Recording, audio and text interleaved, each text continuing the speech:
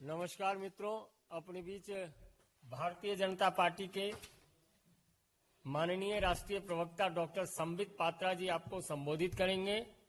बगल में हमारे माननीय राष्ट्रीय प्रवक्ता डॉक्टर कृष्ण कुमार शर्मा जी हैं। मेरा विनम्र निवेदन है माननीय संबित जी से कि आपको संबोधित करें।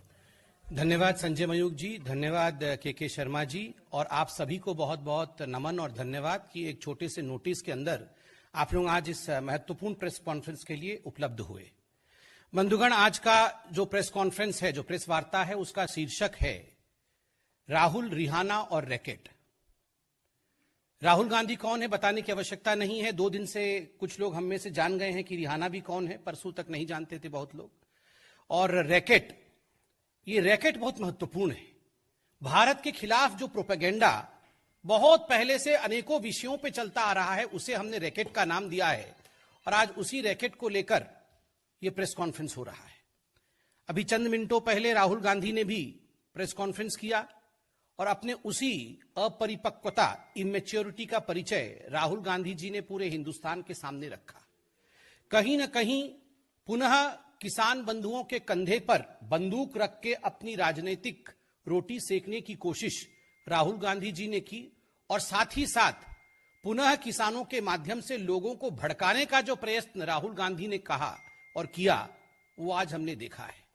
ये वही राहुल गांधी है जो चंद दिनों पहले कह रहे थे कि शहरों में आग लग जाएगी, there would be fire in the cities, slums में जाके लड़ाई होंगी, और कहीं ना कहीं जो अरेंजमेंट राहुल गांधी ने इस लड़ाई की हुई थी, उसका खुलासा पिछले बार प्रेस कॉन्फ्रेंस में आदरणीय स्मृति ईरानी जी ने भी किया। आज ठीक उसी प्रकार राहुल गांधी जी ने धमकाया कि कोई पीछे नहीं हटेगा, बातचीत में हम विश्वास नहीं रखते हैं। अरे राहुल जी, ये तो किसानों का आंदोलन है। किसान तो कह रहे हैं कि उनका राजनीति से कोई सरोकार नहीं है, उनका किसी राजनीतिक पार्टी से कोई मतलब नहीं है। तो आप उनके पैरोकार बन के उनके माध्यम से बातचीत करने का जो प्रयास कर रहे हैं, वो किस लिए कर रहे हैं? ये अपरिपक्वता है, उसका परिचय आज आपने दिया है। आज राहुल गांधी जी ने कहा कि भारत की सरकार किलाबंदी कर रही है, सड़कों पर कील बिछा करके किलाबंदी कर रही है, और ये लोकतंत्र में नहीं होता है। राहुल गांधी जी, याद करिए 26 जनवरी के दिन जो घटना हिंदुस्तान में घटा, पूरे विश्व ने देखा, हिंदुस्तान ने जिस प्रकार से उसको गलत बताया, और आप लोगों ने सवाल उठाया था कि आखिर दिल्ली की पुलिस रोकथाम क्यों नहीं कर रही थी, दिल्ली की पुलिस ने प्रिवेंटिव मेजर्स क्यों नहीं लिया, क्यों दिल्ली की पुलिस ने लाल किले तक तथाकथित जो लोग इस प्रकार से हिंसा फैलाने की कोशिश कर रहे थे, जो किसान नहीं थे, उन लोगों को क्यों लाल किले तक आने दिया दिल्ली पुलिस ने? यह सवाल राहुल गांधी का भी था, यह सवाल कांग्रेस पार्टी का भी था, और अन्य विपक्षी दलों का भी था। आज अगर दिल्ली पुलिस, उसी दिल्ली पुलिस ने जिन्होंने 26 जनवरी को पेशेंस और संयम का परिचय दिया था, उसी दिल्ली पुलिस ने आज प्रिवेंटिव मेजर्स लिया है, उसी दिल्ली पुलिस ने आज एहतियातन कदम उठाए, उसी दिल्ली पुलिस ने रोकथाम के लिए सारे बंदोबस्त किए हुए हैं, तो उसमें राहुल गांधी जी को क्या परेशानी है? मैं बताता हूं क्या परेशानी है। ये राहुल गांधी, कांग्रेस पार्टी और विपक्ष का ये जो प्रोपेगेंडा का एक बहुत बड़ा धड़ा है, ये चाहते हैं, इनकी इच्छा है सड़कों पर लड़ाई हो, ये चाहते थे कि गोली चले, ये चाहते हैं कि लाश बिछ जाए, और इन लाशों पर बैठकर ये अपनी राजनीति चमकाएं और सवाल पूछे नरेंद्र मोदी जी से और इस सरकार से कि आखिर ये कैसे हो। आज हम सैल्यूट करते हैं दिल्ली पुलिस के जवानों को, जिनको देखने के लिए हमारे गृह मंत्री भी गए, जो खुद तो घायल हो गए, किंतु उन्होंने किसी को हताहत नहीं किया, उन्होंने एक गोली तक नहीं चलाई। आज अगर हमें, आपको, इस देश को बचाने के लिए उन्होंने कुछ प्रयत्न किया है, कुछ जतन कर रहे हैं, उस पर आप अभी से उंगली उठा रहे हैं। आज जिस प्रकार के शब्दों का प्रयोग राहुल गांधी जी ने किया है, यह अपने आप में दुखद है। बंधुगण, एक सवाल मैं राहुल गांधी जी से और पंजाब के कांग्रेस पार्टी से पूछना चाहता हूं। कल पंजाब के कांग्रेस पार्टी ने एक ऐलान किया कि 122 लोग जो गिरफ्तार हुए हैं 26 जनवरी में हिंसा फैलाने के कारण, उन लोगों को तुरंत रिहा किया जाए, और उनको पंजाब की जो कांग्रेस है और सेंटर की कांग्रेस उनको लीगल एड देगी। सवाल उठता है, जिस दिन 26 जनवरी का यह घटना हुआ था, कुछ लोग लाल किले पर चढ़ गए थे, जहां झंडा नहीं फहराना चाहिए किसी और धर्म का, वहां केवल तिरंगे का स्थान है, वहां आपने उपद्रव किया था। उसके बाद ये तमाम नेताओं ने, राहुल गांधी समेत तमाम जो कांग्रेस के नेता थे, उन्होंने कहा था कि ये भारतीय जनता पार्टी के कार्यकर्ता हैं। भारतीय जनता पार्टी ने अपने एजेंट्स और अपने लोगों को भेजा है हुड़दंग करने के लिए, यहां पर हिंसा फैलाने के लिए, ताकि किसानों का आंदोलन बदनाम हो जाए। So that in fact the किसान आंदोलन, द नेम ऑफ द किसान आंदोलन इज स्टार्ड, इज ब्लैकेंड। और आज जब वही हुड़दंगी गिरफ्तार हो रहे हैं, तो आप कह रहे हैं कि इनको रिहा कर दीजिए, तभी जाके बातचीत होगी। आप कह रहे हैं इनको रिहा कर दीजिए क्योंकि ये अच्छे लोग हैं। कैसे? आपको क्यों इतनी पीड़ा हो रही है? आप तो इन्हें बीजेपी के कार्यकर्ता और एजेंट बता रहे थे। इनको तथ्यों के आधार पर, अगर दिल्ली पुलिस सीसीटीवी की फुटेज के आधार पर, जो फुटेज जनता ने सामने रखी है और जो फुटेज पब्लिक कंजम्पशन के लिए, एविडेंसेस के आधार पर जो तथ्य कोर्ट में प्रस्तुत किए जाएंगे, उनके आधार पर गिरफ्तारी हो रही है। आप कह रहे हैं छोड़ दीजिए। अर्थात ये आप ही के लोग थे, अर्थात ये कांग्रेस पार्टी आप ही के लोग थे ना, जिनके लिए आप इतने चिंतित हैं और लीगल एड देंगे। वरना मैं तो नहीं मानता हूं कि इस देश में ऐसी कोई संस्था होगी जो अनार्की फैलाने वालों को, जो हिंसा फैलाने वालों को, और 26 जनवरी में जो दुर्घटना हुई थी, उनके साथ कोई भी संस्था खड़ी होगी, ऐसा तो मुझे नहीं लगता। स्वाभाविक रूप से यह प्रश्न राहुल गांधी जी के लिए है, क्या ये लोग आपके हैं जो आप इनके लिए लीगल एड देने के लिए तत्पर हैं? राहुल गांधी जी ने आज कहा, बहुत दुख के साथ मुझे कहना पड़ रहा है, मैं वो सेंटेंस लिख के लाया, उन्होंने कहा यह सरकार किसानों को मारना चाहती है। यह सरकार सबका साथ, सबका विकास और सबके विश्वास, इस मंत्र के आधार पर काम करती है। किसी को मारना यह सरकार नहीं चाहती है। सब कैसे उभरे, सब कैसे आगे बढ़े, सब कैसे विकास करे, इसकी चाहत इस सरकार की है। किसान, मजदूर, मजलूम, महिला, युवक, सबके लिए किसानों की सरकार काम करती है। हमारी सरकार किसानों की भी सरकार है। और देखिए मारना क्या होता है, इसका आर्टिकल मैं निकाल के लाया हूं। 1998 में मध्य प्रदेश में सरकार किसकी थी? कांग्रेस पार्टी की थी। अंधाधुंध गोली किस पर चली थी? किसानों की रैली पर चली थी। कितने किसान मारे गए थे? 28 किसान जलियांवाले बाग की तरह वहां भून दिए गए थे। राहुल जी, इसे मारना कहते हैं, इसे रौंदना कहते हैं, इसे डेमोक्रेसी को समाप्त करना कहते हैं। किसानों के लाशों के ऊपर आपने राजनीति की थी। आज आप हमारी सरकार को कटघरे में घेरने की कोशिश कर रहे हैं, झूठे भ्रम को फैलाने की कोशिश कर रहे हैं। आप कह रहे हैं हम मारना चाहते हैं, यह निंदनीय है। राहुल जी, केवल आप नहीं, एक और है रिहाना, उन्होंने भी ट्वीट किया है। ना राहुल को मालूम है कुछ कृषि के बारे में, ना रिहाना को मालूम है कुछ कृषि के बारे में। पूछिए दोनों को, ये रबी क्रॉप क्या होता है, खरीफ क्रॉप क्या होता है, कुछ नहीं मालूम। ना राहुल को मालूम, ना रिहाना को मालूम, मगर दोनों की आदत एक है, दोनों ट्वीट कर रहे हैं।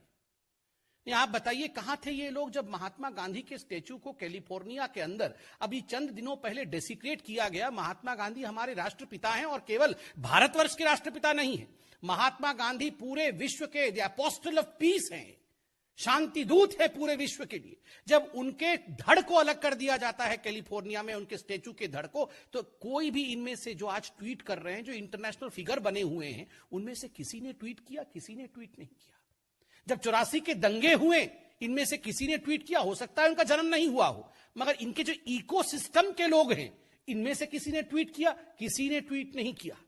जब कश्मीरी पंडितों को निकाला जाता है, मैं नहीं कह रहा हूं कि 3 व्यक्तियों का नाम, मगर ये जो इकोसिस्टम है, उनमें से किसी ने कश्मीरी पंडितों के ह्यूमन राइट्स के लिए ट्वीट नहीं किया। और मैं पूछता हूं, दिल्ली पुलिस के जो जवान थे, उनके हाथ कट गए, उनके ऊपर तलवार से आक्रमण हुआ, उनको कूदना पड़ा खाई के अंदर, किसी ने इनमें से तथाकथित ह्यूमन राइट एक्टिविस्ट है, किसी ने ट्वीट किया कि ये ह्यूमन राइट वायलेशन है? किसी ने ट्वीट नहीं किया। और आज राहुल एंड रिहाना ट्वीटिंग। बंधुगण, ये राहुल गांधी जो रह के विदेश जाते हैं, आज मैं बिल्कुल स्पष्टता के साथ बताता हूं, और ये खुलासा भी होगा, ये यूं ही विदेश नहीं जाते हैं। वहां वो षड्यंत्र करते हैं, एंटी इंडिया एलिमेंट्स के साथ मीटिंग करके ये प्रपंच रचते हैं हिंदुस्तान को बदनाम करने के लिए और हिंदुस्तान को विवादों में धकेलने के लिए। चाहे वो रिहाना हो, चाहे वो मियां खलीफा हो, ये सारे जो जिन लोगों ने ट्वीट किया हुआ है, ये सारे लोगों से किस प्रकार मिलना, प्रपंच करना, हिंदुस्तान के खिलाफ प्रोपेगेंडा करना, ये राहुल गांधी का बिल्कुल पहला काम है। और यही राहुल गांधी करते हैं विदेश में जाके। आप सोचते होंगे हमें कैसे मालूम? हमने आपको कहा था ना कि चाइना से जाके चुपके चुपके मिलते हैं, बाद में सब कागज सामने आया। 2008 का एमओयू भी हुआ था, वो फोटो भी सामने आया मां बेटे का, शी जिनपिंग बैठे हुए हैं, मां बेटे दाएं और बाएं खड़े थे, वहां भी जाके मिल के आए हैं चुपके चुपके, चोरी चोरी चुपके चुपके वहां भी जाके प्रोपेगेंडा करके आए थे। और आज चाइना चाइना कर रहे थे, डिफेंस बजट के बारे में बोल रहे थे। जितना डिफेंस बजट पे मोदी की सरकार ने एक्सपेंडिचर किया है, मॉडर्न गैजेट्स के लिए जितने इस सरकार ने काम किया है, किसी पिछले सरकार ने उतना काम नहीं किया है।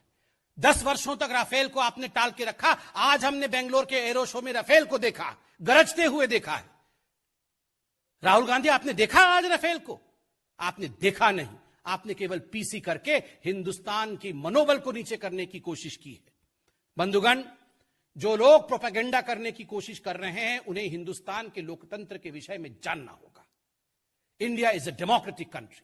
These 3 foreign bills were passed after due diligence, after due debate, after discussion, through a democratic process on the floor of Indian Parliament. ये इंडियन पार्लियामेंट में ये तीनों कानून पारित हुए हैं, डिस्कशंस के बाद, डिबेट के बाद. And who are the members of Indian Parliament? Duly elected member of parliaments of Indian Parliament, in fact, are the representative of each and every Indian. 130 crore के जो रिप्रेजेंटेटिव हैं, उन लोगों ने डिस्कशन करके ये कानून पारित किया. ठीक है, कानून पे मतभेद आपका था, सुप्रीम कोर्ट गए आप लोग, सुप्रीम कोर्ट में सुनवाई हुई. सुप्रीम कोर्ट में सुनवाई के बाद खंडपीठ ने कहा कि इस कानून को लेकर हमने एक कमिटी निर्धारित किया है, इस कमिटी के माध्यम से सुनवाई होगी. अब इस कमिटी के सामने सब प्रस्तुत हुए. आपके लिए पार्लियामेंट भी छोटा है, आपके लिए सुप्रीम कोर्ट का कोई महत्व नहीं है. ये 3-4 लोग ट्वीट करेंगे, उसी ट्वीट के आधार पर आप हिंदुस्तान के लोकतंत्र को तौलेंगे. राहुल जी, रिहाना जी नहीं समझती हैं ये सब. कम से कम आप सोचने और समझने की क्षमता रखिए. वो नहीं जानती है इंडियन पार्लियामेंट्री स्ट्रक्चर क्या होता है. ये मियां खलीफा नहीं जानती है सुप्रीम कोर्ट हिंदुस्तान में किस प्रकार से इस पूरे विषय को सुन चुका है, किस प्रकार से कमिटी की गठन हुई है, किस प्रकार इस कानून को लेकर 11 राउंड ऑफ टॉक्स हो चुके हैं और तमाम आला मंत्री इन टॉक्स में थे.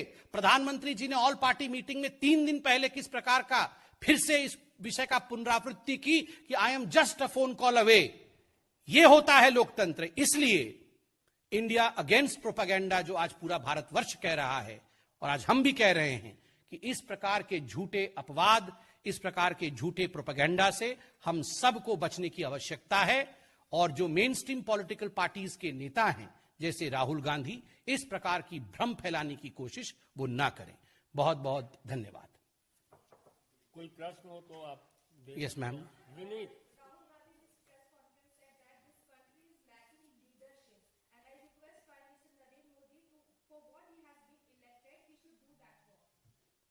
Let me amend the statement of Rahul Gandhi when he says that this country is lacking leadership. I firmly believe what he wanted to say was Congress lacks leadership.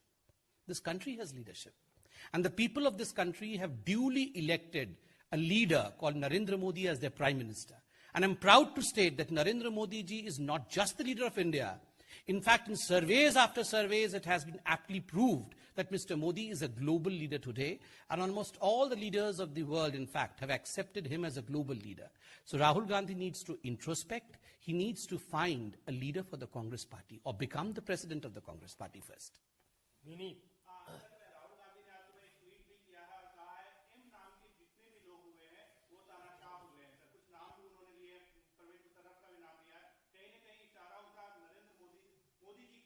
नहीं, मुझे तो नहीं पता उनका इशारा किसकी तरफ था. वो ABCD सीख रहे होंगे, उसमें M में पहुंचे होंगे. अभी तो M के बारे में लिख दिया है. वैसे तो अब खराब किया, आज तो सुबह से वो मियां खलीफा के बारे में अच्छा अच्छा बोल रहे हैं कि फिर उसका भी नाम तो M से शुरू होता है. तो वो तो डिक्टेटरशिप के खिलाफ लिख रही थी आज. हाँ, मनमोहन सिंह का नाम भी M से शुरू होता है. और ऊपर से आप क्या, महात्मा गांधी हमारे राष्ट्रपिता. M for Mahatma. M से डिक्टेटर होता है क्या? महात्मा गांधी को वो डिक्टेटर कहना चाहते हैं?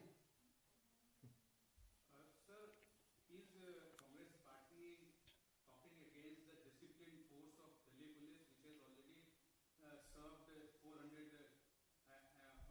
injuries? And the second question is Rahul Gandhi's tweet coming under anti-national when he says instigates some of the anti-social elements to stand firm or whatever it is? Would you go to Twitter to take his account down? To the first question, as far as Rahul Gandhi, the first question was on Rahul Gandhi and? No, first question was the Discipline force of Delhi police. See, as far as the first question, whether Rahul Gandhi is speaking against the discipline force of Delhi police, I would say that Rahul Gandhi has never spoken in favor of any uniformed force. Remember, Rahul Gandhi in the yesteryears also had raised questions on the Indian Army when the Indian Army conducted surgical strike. After the air strike as well, Rahul Gandhi had questioned the valor of Indian Air Force, to the extent that some of the top officials of the Indian Army and the Indian Air Force then, if I remember correctly, in fact had to come out and had to give clarification that the air strike and the surgical strike were right, and to call them surgical and cruelty that was absolutely wrong. And today also, the person who has demeaned the Indian Army and the Air Force goes on to demean the Delhi police as well. They are also not in uniform. They have been hurt in what happened on 26th of January. They also have been hurt, grievously injured, many of them in the hospital today. So shouldn't you be sympathetic towards them? Don't these police officers have any kind of human rights? They also have human rights, as do the people who in fact try to unfurl some other religious flag on the ramparts of Red Fort. They also have human rights. So this selectivism of Rahul Gandhi is something which needs to be called out. And as far as the Twitter account of Rahul Gandhi is concerned, I don't think comment on. He is free to tweet as long as it does not instigate the people. Of course, any responsible leader of this country needs to behave responsibility. The irony is, Rahul and responsibility never moves together.